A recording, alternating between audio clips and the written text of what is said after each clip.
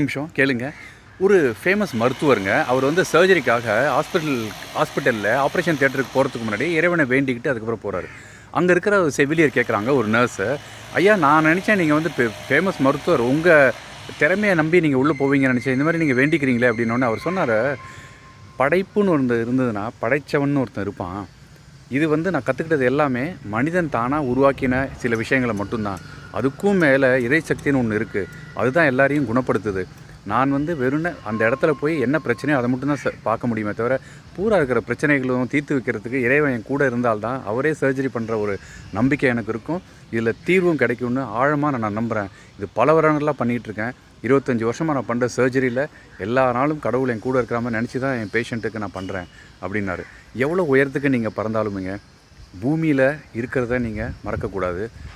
ஆழமாக நீங்கள் நிலையூண்டி இருக்கணும். அதுதான் ரொம்ப முக்கியம். முன்னேற முடியும். தேங்க்யூ. பாய்.